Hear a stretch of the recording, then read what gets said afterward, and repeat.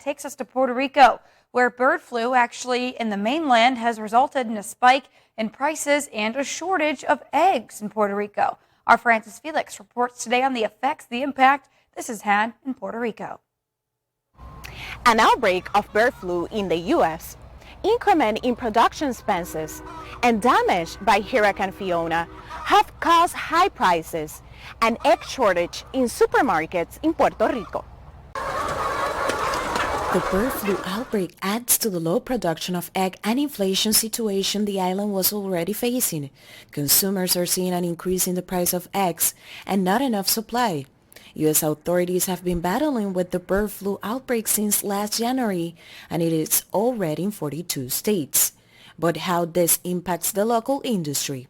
Well, it impacts the consumers because in Puerto Rico we don't have the capacity to supply everybody.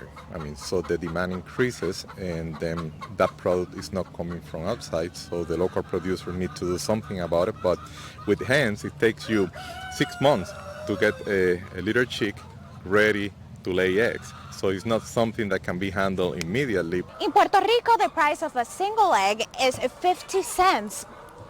Rounding the dozen to $6, almost $3 more the price of last year. For the Agriculture Secretary, Ramon Gonzalez, there is not enough supply, and it causes high prices, which were already higher than normal due to inflation and grain costs, worsening the situation. At the same time, he urged to learn from this crisis to help increase local egg production. The Pastoreo farm owner agree and see it as an opportunity for the strengthening of the poultry industry. It put us also to see it in a positive way, even though the consumer might suffer for a little bit because there are not going to be that many eggs, is that we can take control over the situation and start producing more in Puerto Rico. We only produce 15% of what it gets consumed here. So I see it as an opportunity, even though it's not a good thing, and I can relate to what the farmers over there are going through. But we need to do something about it. There's going to be more demand, of course, and that way probably gives the opportunity to the local farmers to increase their production or grow from that. And hopefully, when everything gets to normal, people keep supporting the local farmers.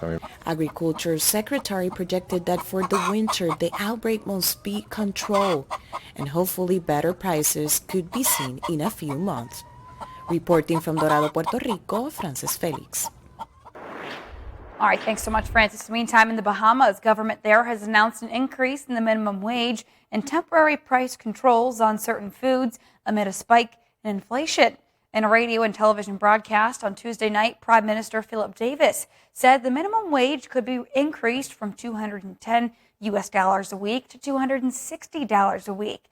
It will be retroactive from July for public employees, while workers in the private sector will benefit from the change in January of next year. Davis said the timeline is to give employers time to prepare for the increased expense, and it's only the second time in 2 decades that the Bahamian government has raised the minimum wage. The last occurred in 2015, with weekly raises rising from $150 to $210, according to the Bahamas Chamber of Commerce.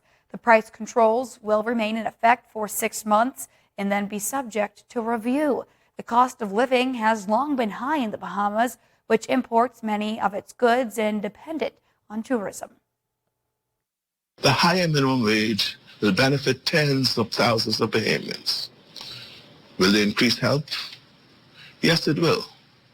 It was long awaited, long overdue, and the extra money every week will make a difference.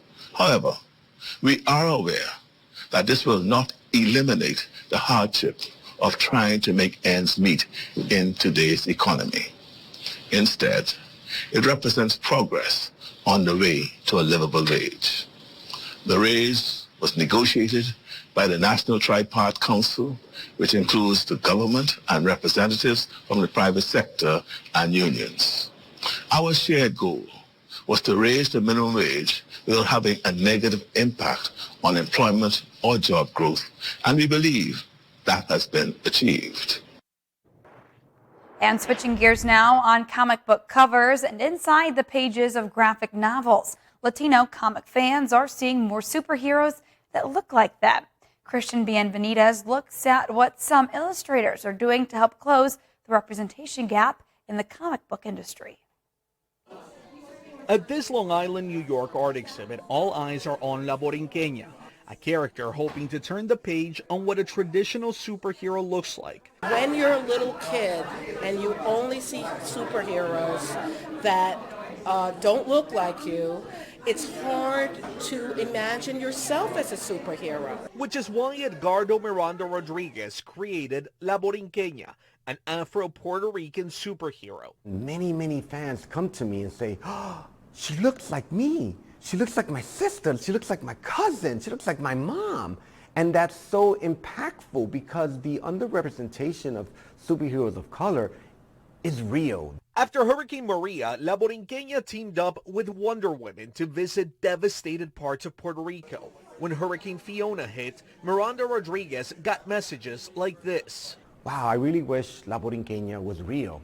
But I chime in and say, she is, because people are there helping one another.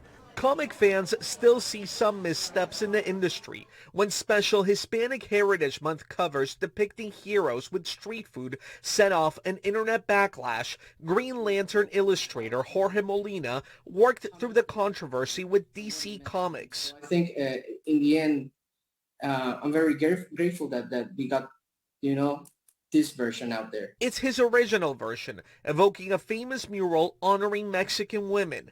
And Molina appreciates being part of the industry's revolution. I can only see it as positive when we see so many different franchises trying to add more Latino into their roster of superheroes.